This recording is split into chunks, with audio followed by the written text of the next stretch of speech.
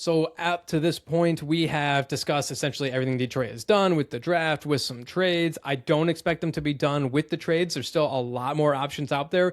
Still have the Tyler Hero stuff, have a few more days that trade could be expanded. You still have Trey Murphy, in which Troy Weaver seems to be sticking to his guns and demanding 3 to 4 first-round picks for the guy. You have a whole bunch of other guys. Zach LaVine has been brought up in trade stuff. So there's a lot of different trades that still could happen.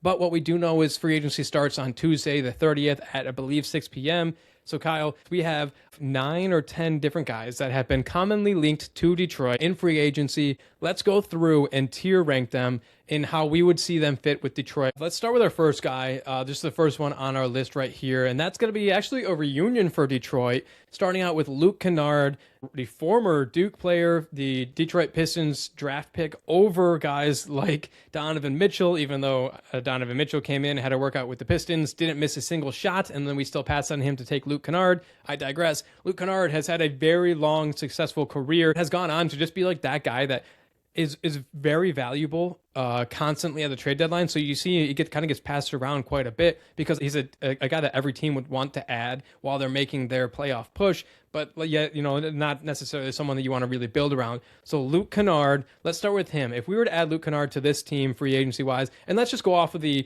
basis that like all these contracts, nothing's going to be crazy. Let's just go off the idea that like it's all going to be relatively normal contracts for these guys. Luke Kennard, what are your thoughts on him? Where would you put him if he was the free agent acquisition? Yeah, so you mentioned the contracts. I just want to dive into that just a little bit. I am basing some of my tiering off of that 15 million mid-level exception, just because I think that's like the sweet spot. Like if we're going and getting one guy, it's probably a 15 million per year or less to fit under that. For Luke Kennard, I think that he's very much under that MLE. We could probably get him for maybe 8 mil, 9 mil a year, 10, somewhere around there. I'm gonna put him B tier. It's, he obviously is just an absolute flamethrower. But given that, we have Joe. As of right now, we still have Duncan Robinson. It's just like that skill set of like a 3-and-D type guy. It just seems like he's not fitting exactly where we need right now. But just given that you could still get him for value, you have that reunion obviously drafted by the Pistons. That's certainly something. 44% from 3 over his career is just like, it's like I would have probably put C tier, but 44% is 44%. So yeah, he averages 8-9 points a game. So he would be awesome coming off the bench, role player. It's just like, I think right now we have added that skill set, and we probably need a little bit more out of like a wing guy, a 2-guard, whatever you want to call it. So yeah, I'm firmly in B tier. If we were to ask me before the Isaiah Joe trade where Luke Kennard would be, I think he would be high B. But since the Isaiah Joe trade, I think, and we talked about how Isaiah and then Duncan Robinson, you can have a flamethrower off the bench and in the starting lineup. I'm a little bit less high on Luke just because, like you said, he's already kind of filled a little bit, but you literally can never have too many 3-point shooters. At 6'5", or almost 45% from 3, not on super high volume, 3-pointer attempts a game. So a decent volume, not super high. I think Isaiah Joe had 6 3-point attempts per game, so that's like all he did. Luke does a little bit more than that. I agree. So let's put him at the B tier because I think because he's 6'5", maybe you could play him at the 3. I know Duncan is like 6'7", so you could technically change how these guys are, the positions they're playing, and I think he could be someone that you could add into here. I'm with you on the B tier. It would be someone I'm not mad about. If he was the only one that we ended up going with, I would be a little bit frustrated, but like I wouldn't be mad adding him. He definitely wouldn't hurt this team. Let's go with the next guy here on our list. That is Norm Powell. Norm Powell from the Miami Heat. He's a guy, I believe he's 32 or so years old. I feel like he's had a little bit of a resurgence in his career as of late. He was an All-Star last year. Kind of fell off a little bit after the All-Star break. His numbers really started to drop after he was an All-Star, and I think Miami Heat fans noticed that. And so I think a lot of people are talking about Norm Powell and what he would do for a team. Miami Heat fans are like, well, maybe slowly roll on him a little bit, guys. But I think he's someone that like does exactly what Detroit needs. He can create for himself. He can play off the dribble. He can play on the dribble. He can shoot the 3 ball. He does everything you need.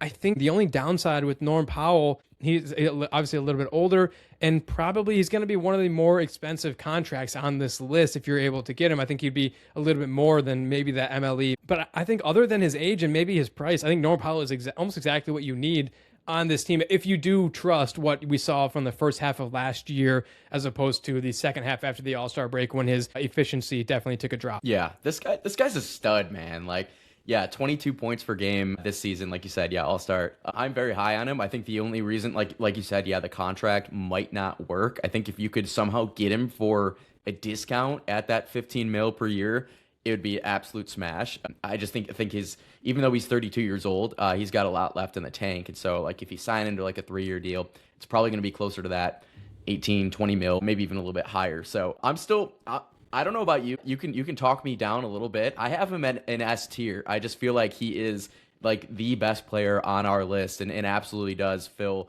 a number of holes. I would call him elite 3-point shooting. Maybe, not so much as like Luke Kennard, but he's also, shot creator as well. He can move with or without the ball. Still 40% from 3 on high volume too. I just feel like he's the best shooting guard, bar none, on our list. Pairing Powell with a guy like Joe or a guy like Duncan Robinson, I mean, that's spacing out the floor. Exactly what we need. Allowing Cade to really get into the paint, do his thing, hit up Powell for 3.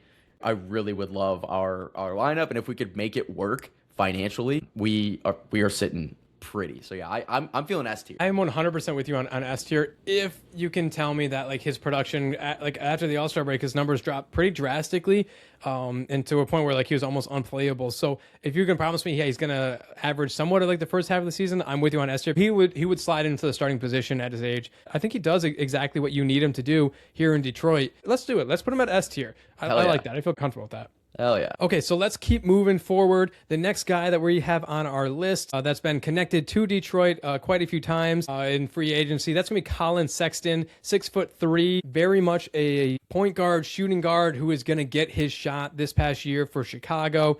Played in just 26 games, but he averaged 17.5 points per game.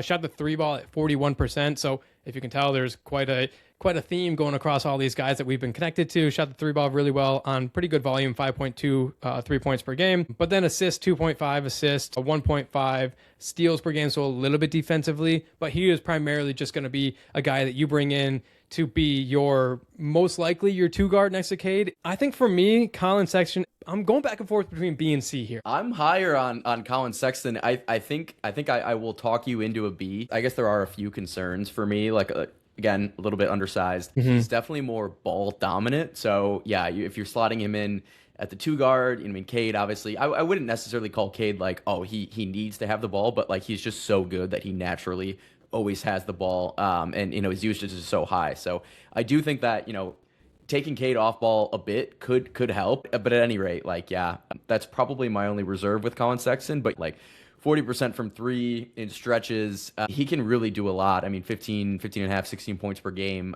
And he's just, a downhill guy, 3-level scorer. I guess kind of similar to like, a Corey who you just drafted, can definitely score at all 3 levels. And I think that he would complement a Duncan Robinson or a Joe. So he can do a lot.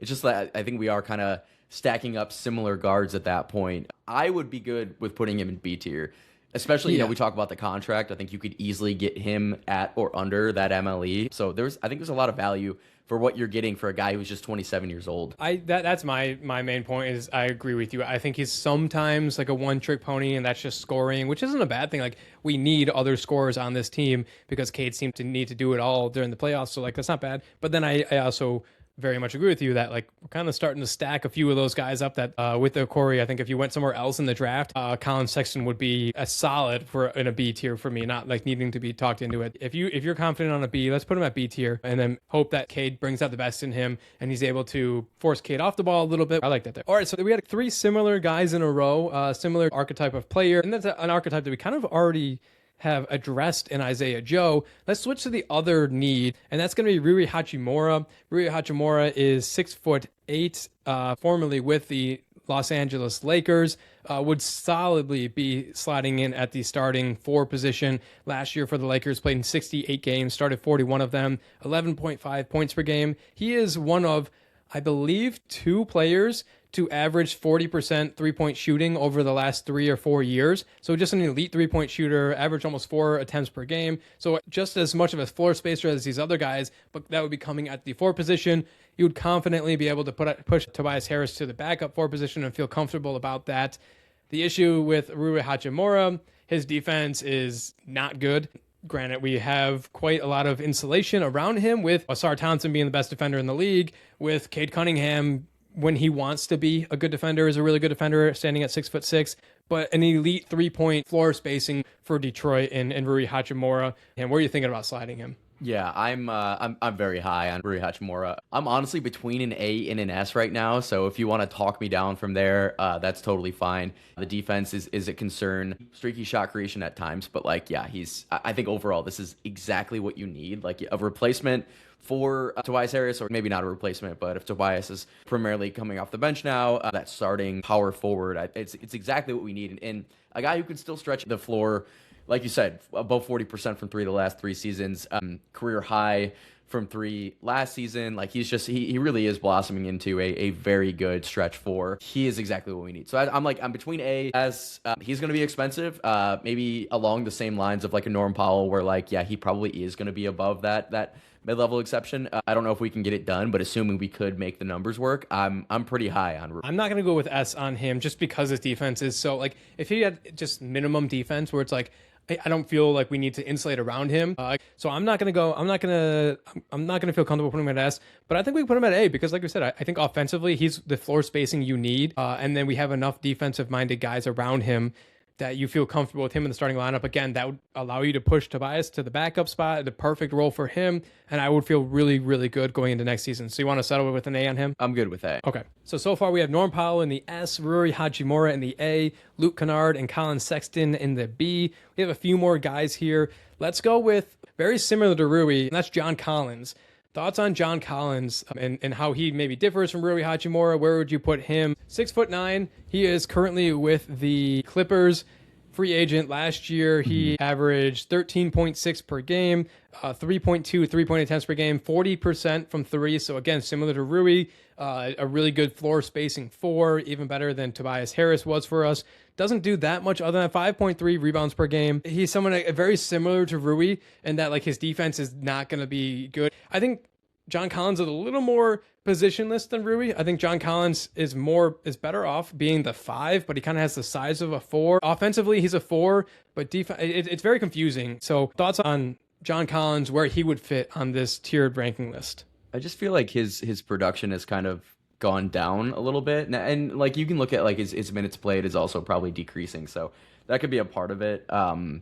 Maybe a bit of injury concern too. I'm just kind of looking at the negatives right now. Only played 40 games in the 2024 season, 69 games, 68 games, and the sandwich in between those two. So I think that we could probably get him at mid-level exception or lower. I just feel like his market probably isn't quite as high. I'm lower on him than I am on like a Rui Hachimura. So I'm kind of in more the B or C territory. We still 40% from 3 stretch big. He is probably everything we need. It's just that for me, it's the injury concerns and the production concerns. I'm between like B, C tier for John Collins.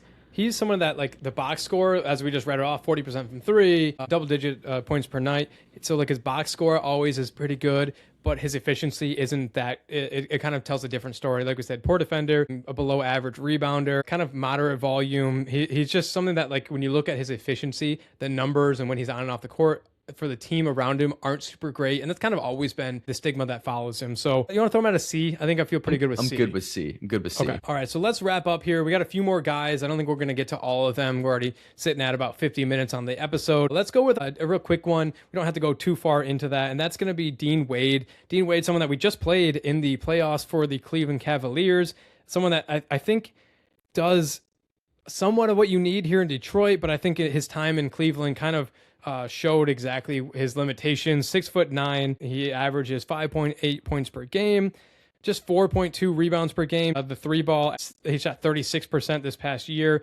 Historically has been a better 3-point shooter than that. Again, 6'9". We don't have to go into super great detail, but any thoughts at all on Dean Wade? This feels like C tier to me.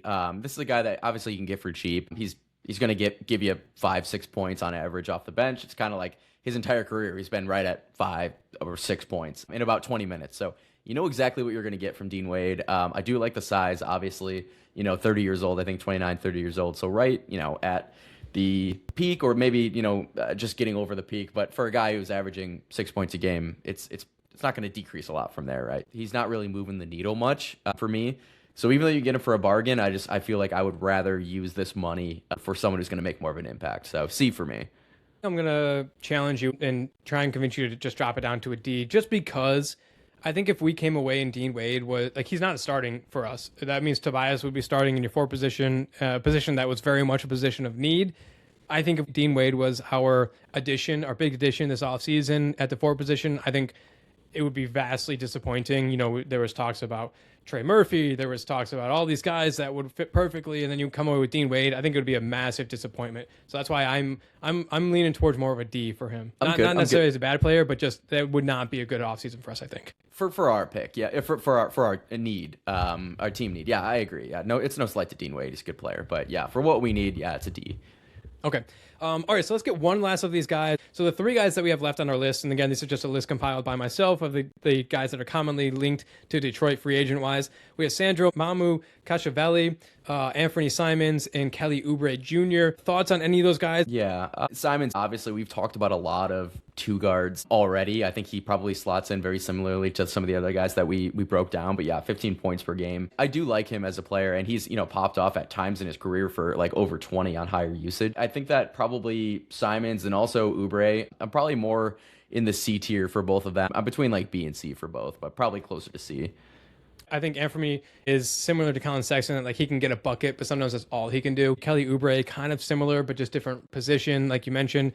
I feel confident putting those 2 at C, and I'm actually going to put Sandro Mamukelashvili in the B territory. Just someone to keep an eye on. He's someone that it was played with Toronto, 6'9", just 27 years old. Someone that I don't think a lot of NBA fans are aware of, but someone who's been quietly doing really, really well up there in Toronto. Averaged 11.2 points per game. Got 10 Sixth Man of the Year votes this year. 3.73 3-point attempts per game, and shot 39% from 3. Again, as a 6'9" center, 4 or 5 position. So I think that's someone that wouldn't be groundbreaking, but I think would fit this. I think you can put him at the 4 and then Duren at the 5. So my vote for these last 3 guys: Kelly Oubre, Anthony Simons at the C tier, and Mamukelashvili at the B tier is how I'm feeling about these. Dude, I like it for the value too. Like Sandro, Yes. Yeah, I do think that he's pretty slept on. I think you could probably get it done for maybe like a 2-year, $8 million per year. And and he's a guy who could probably give you 11 or 12 points. I think the value is absolutely there on Sandro. So I'm with you, man. B tier for sure, and wouldn't hate it at all if that news came breaking down that we signed him. So, okay.